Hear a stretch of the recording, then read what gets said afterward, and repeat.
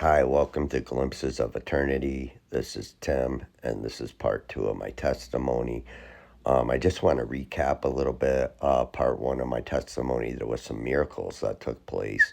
I'm not sure if you guys noticed, but I did. You know, what made Shannon wake up right when she did at that exact moment when the couch was minutes, seconds away from being out of control, where if she had woken up even 30 seconds later, we probably all would have been dead, including everybody in the building. Um, she woke up right at that second.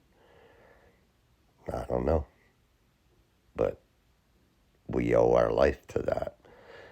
Um, Two, how did we find the kids? How did the kids make it out without a scratch, without being hurt? Jake and I practically made it out together, and he didn't get hurt at all. And I ended up in a coma on complete life support for 9 weeks.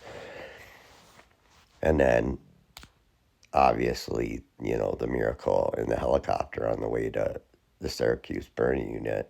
Um, when I was losing the feeling in my body and my legs, the numbness was coming up my body.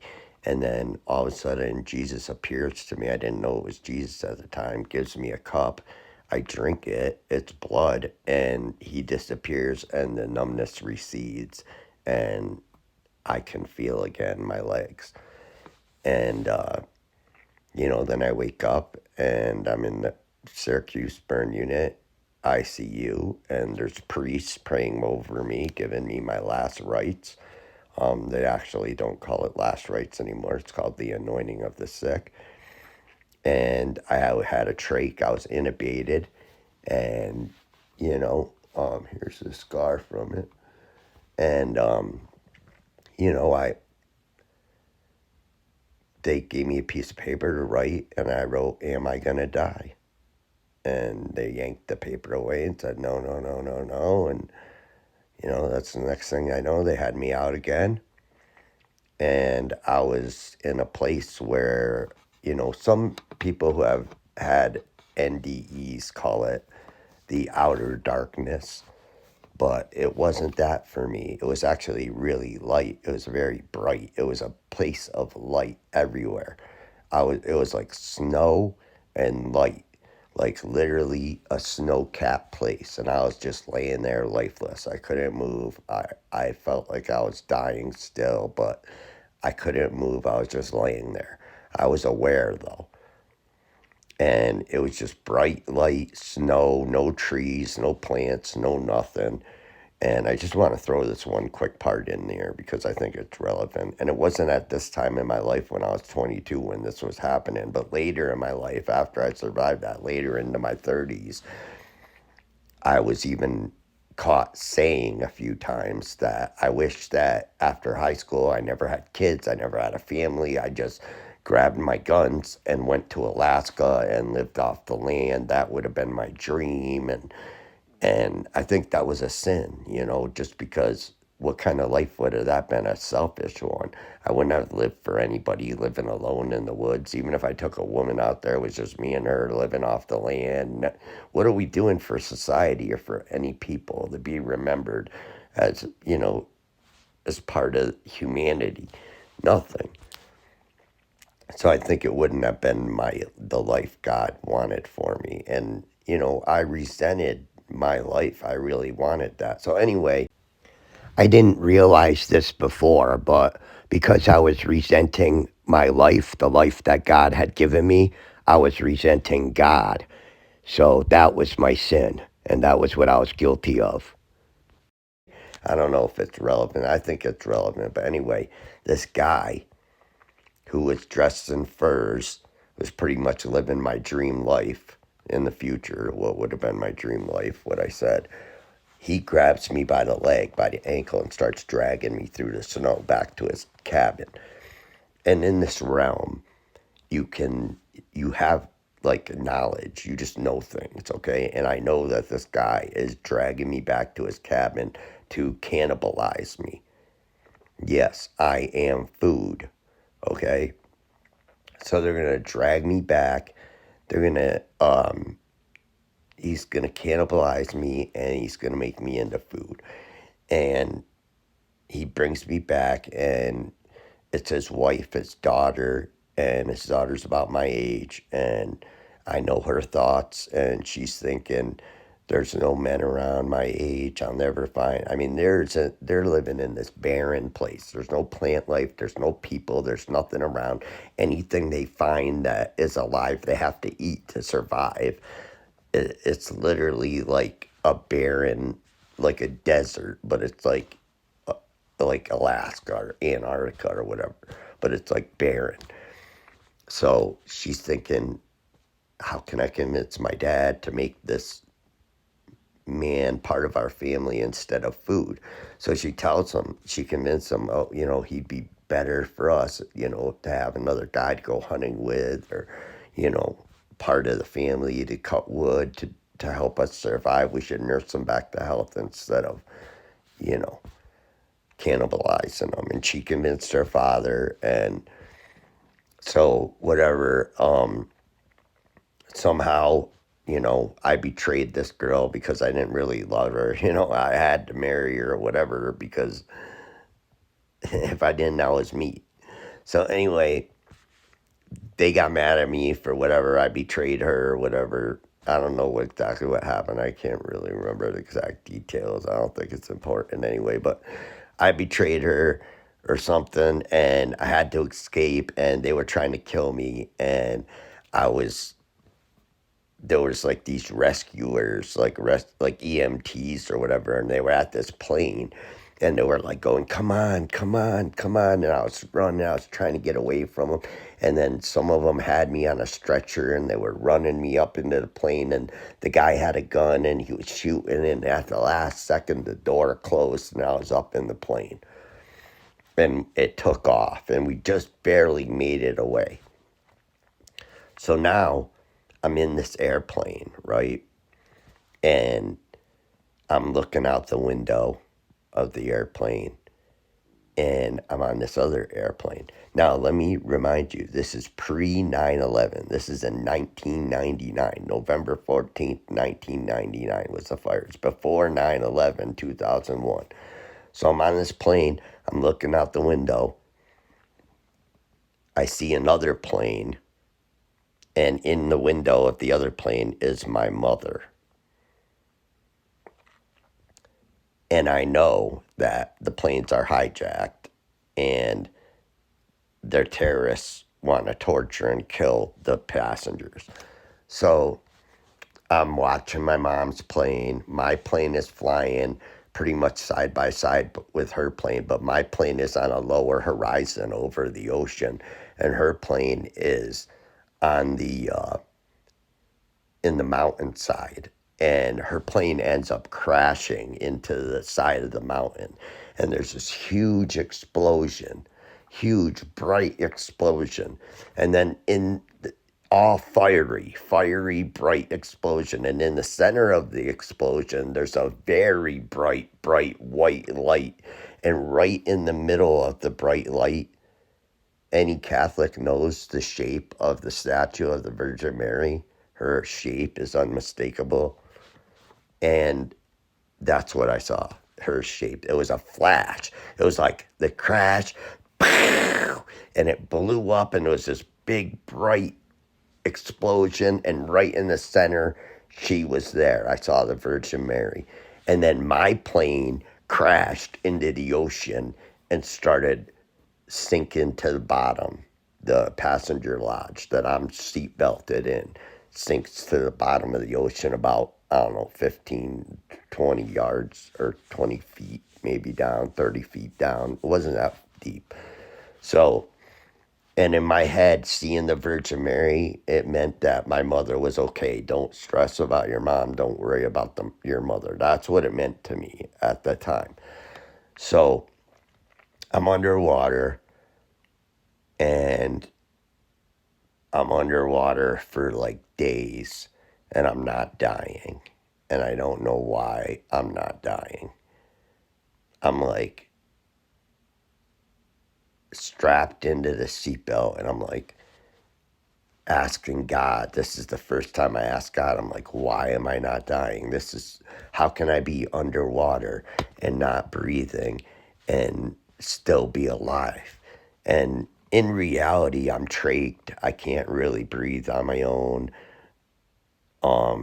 This is being done to my body. My head's the size of a basketball. My ears are like little dimples in the side of my head. My father's in my ear talking to me, telling me to calm down, watching the monitor. But anyway, I'm underwater and I'm asking God, why am I not dead? Why am I not dead? And all of a sudden I see this diver come down this with a flashlight, and he's got a knife in his hand, and I'm thinking, oh, awesome, he's going to save me. He's going to cut my seatbelt and I'm going to be freed. So he ends up slashing my throat, and I'm in the seat of the plane 30 feet down at the bottom of the ocean near the shore. And I've been underwater for days, and now my throat's cut and I'm seeing blood floating out into the water. And everybody around me is dead. And he was just one of the terrorists. He just had come down to make sure that everyone was dead, because their plan was to eventually, you see, all the families of the people that were on the plane had gathered on the shoreline, and they were there to collect the bodies of their loved ones. But the terrorists had plans to like drag out the bodies and torture the families more by disrespecting the bodies and doing things to the bodies in front of the family, like kicking them and just disrespecting them. They're demons. Whatever, they're demons. I was in hell at this point. So anyway, um, I'm still alive. I'm underwater. My throat's cut. I'm still alive. It's been days. So the terrorists decide to drag the plane out so they can torture the families that have gathered on the beach. So they're drag the plane out. They're dragging the bodies out one by one. They're doing whatever, disrespecting the bodies, torturing the families by making them even more upset and you know about what's happening to their loved one. But they're all Christians, and they're all gathered there. And these people that are terrorists or whatever are non-Christians. They're like the beast, the Antichrist, whatever you want to call it. So anyway, they drag me out, and everyone sees. The terrorists thought I was dead, but everyone sees that I was alive. I was still alive, and it was a miracle.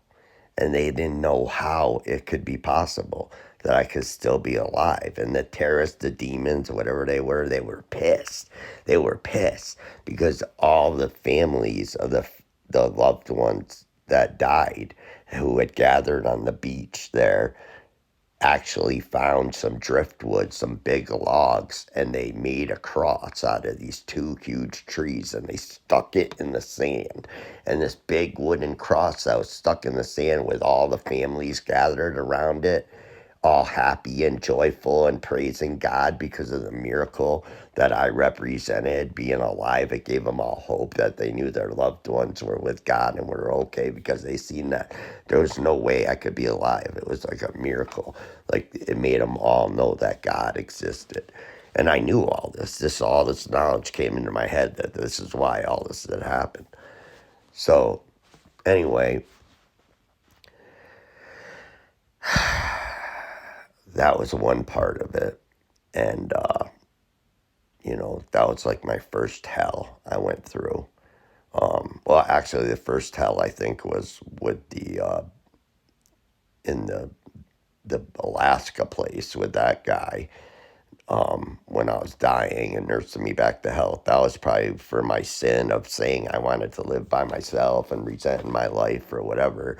And then, the second part where I seen the Virgin Mary and I was underwater, and then I represented a miracle. I think that had to do with something to do in my life, like, being surviving the fire and saving my kids and all that.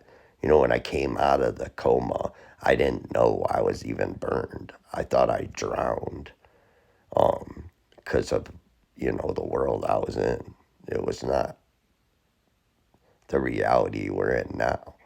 It was, if you're stuck in a dream, put it that way, is that dream your reality? Does it become your reality? It does. I'll tell you that. But this wasn't just a dream. It was more than that. It was the next life. And I'll tell you why. Because there's so many things that happened that later, when I analyzed it, looking back, it took 25 years to figure it all out, what it meant. Like, why did that taste like blood? Why did Jesus give me his blood and it tasted like blood? I always said that. Why did it taste like blood? Why did it taste like blood? You know why? Because he wanted me to know later that it was him. That's why it tasted like blood. Because he wanted me to know it was him. Because that's how I knew it was him. Because it tasted like blood, and then the life came back into me. I saw the Virgin Mary, another thing, when the plane crashed. I don't know if that was a premonition of 9/11, two hijacked planes that were crashing. I was in one, my mother was in another. My mother was born in Egypt, too. We're Middle Eastern. I don't know. It was weird. It was before 9/11, before any of that. I saw the Virgin Mary, and my mom, in reality, when I was, she was praying to the Virgin Mary to come to me, to appear to me, to give me hope. And I saw her for a second when that plane crashed and my mom blew up in it, and there was a light right in the middle of it was the Virgin Mary there. And then bam, it was like a flash, a bright light. I saw her, and boom, my plane crashes into the ocean and it starts sinking down. And there was sharks all around. Oh, and I wanted to tell you another miracle I forgot about too from testimony 1. So there was a storm the night of the fire, and usually they fly you out to Westchester burn unit. There's only 2 burn units in New York, Westchester and Syracuse. They almost always go to Westchester, but there was a storm that night, so they couldn't go through the storm, the chopper. So they went to Syracuse burn unit, and because of that, I ended up with family nearby because my sister just happened to be going to Lemoyne in Syracuse College. And my parents had a place to stay and stuff because my sister was living out there and had an apartment or something, or a dorm or something. I don't know. But she had a place that she could have a couple people at or whatever. So that was huge, a huge help to my family. So that was a miracle too. And Syracuse, I have family in Watertown, which is only like an hour from Syracuse. So that also was a huge miracle for me. But there kept persisting different hells that I would wake up. I think each hell I experienced had to do with a sin that I committed or was about to commit or I will commit in the future at some point in my life. I was going through these experiences, and each one had a lesson at the end, and each one was tied to a sin that I had. And each one was also tied to something going on in my life. Like, think about it. That diver that swam down and cut my throat, they were cutting the hole and putting the real trach in my throat at that time, probably. When Jesus gave me the blood, the hospital, it could have been at the same time they were actually giving me a blood transfusion. I had gotten a blood transfusion at around that time. So these things were actually happening to me that impacted my mind, But I'm telling you, each lesson and each thing was connected to a sin. And it was so real. It was like, I'll get into it in, part 3, and there'll be more parts, and I'll go into each sin and each hell. But I wanted to get part 2 out there and share that story. And I'm sorry I have to say this because the part 1, it really bothered me. My beard, I'm 47 years old. I have different patchy spots on my beard, different color. I'm turning gray. It's not all gray yet. So I still have some black, I still have some brown, I still have gray, white.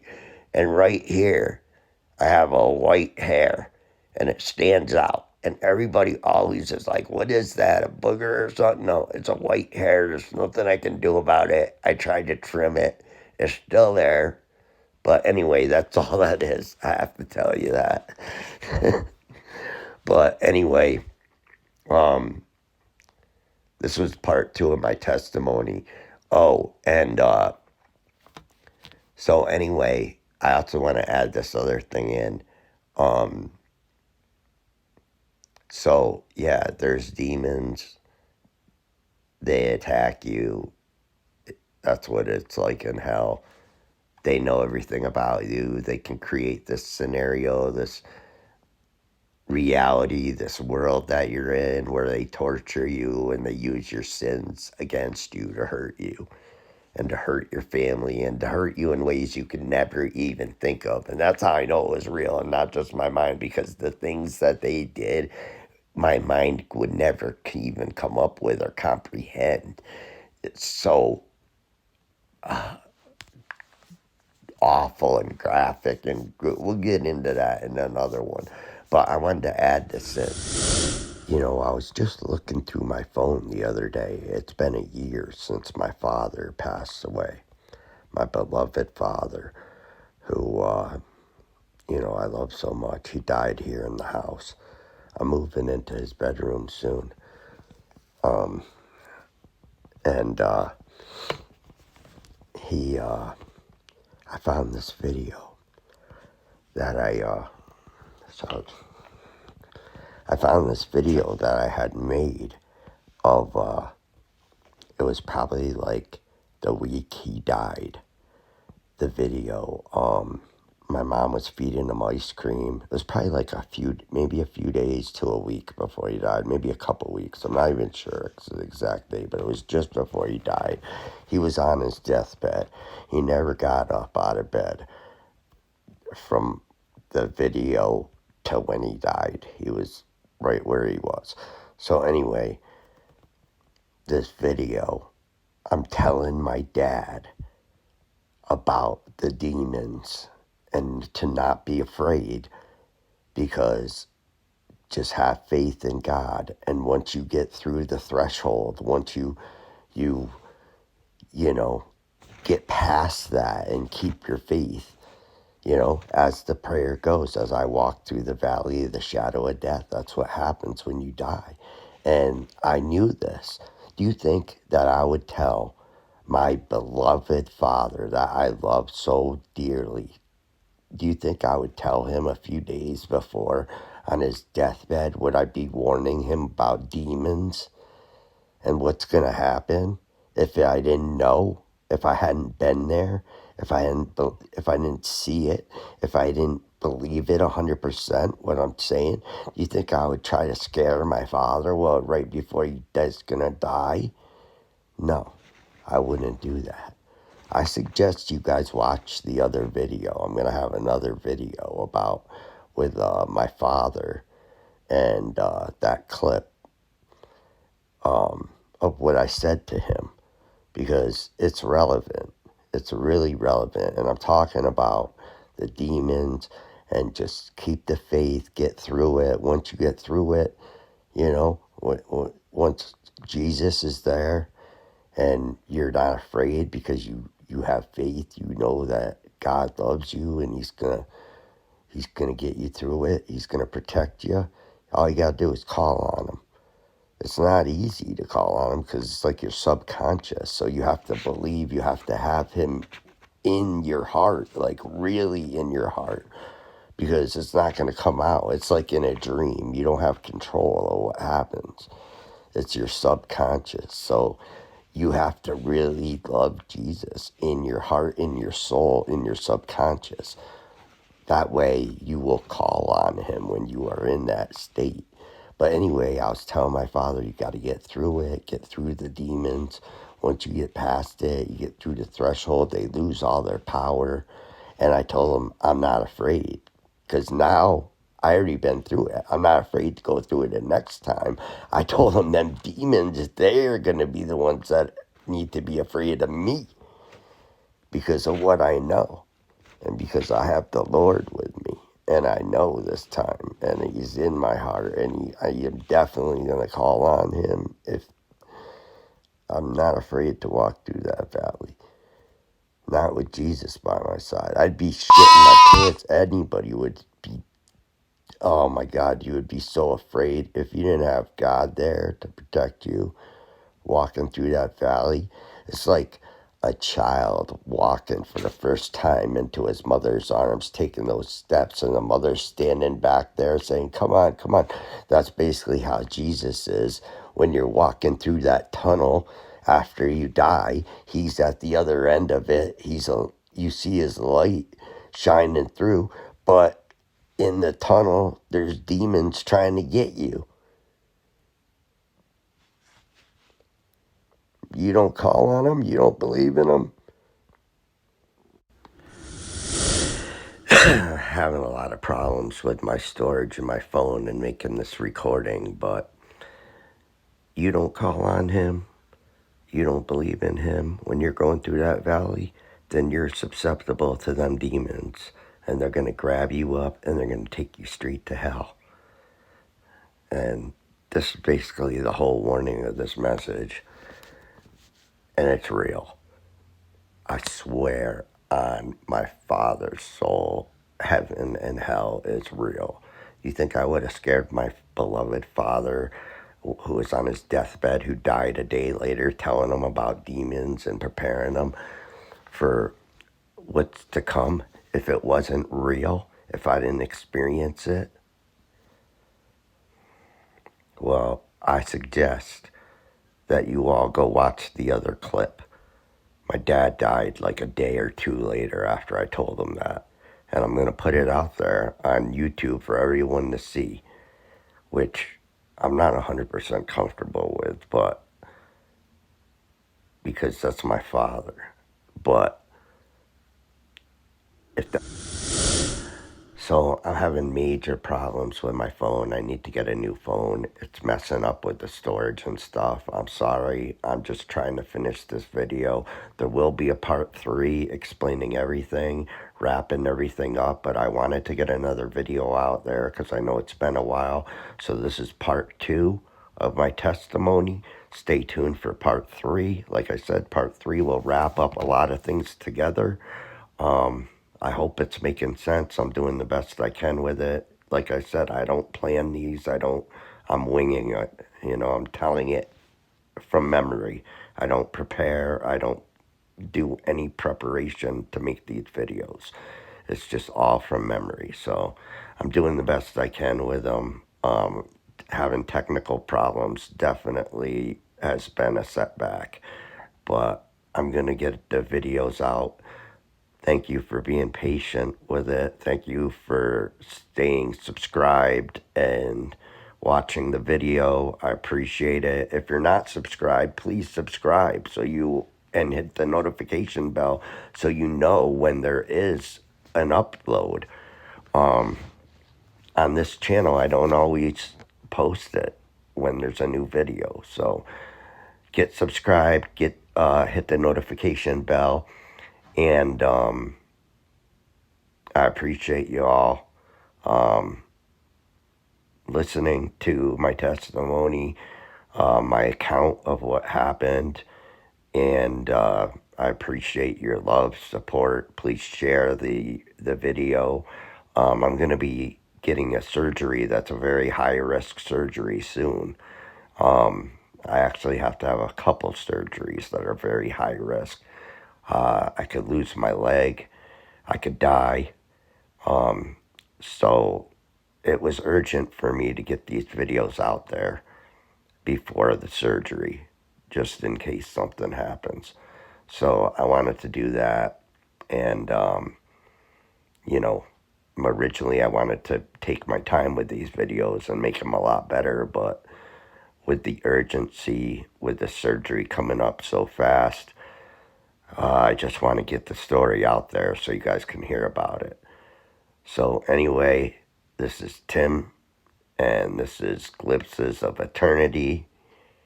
Thank you all for your love and support, and for subscribing, and for watching the video. May God bless you all. Stay tuned for part 3. Take care. Goodbye.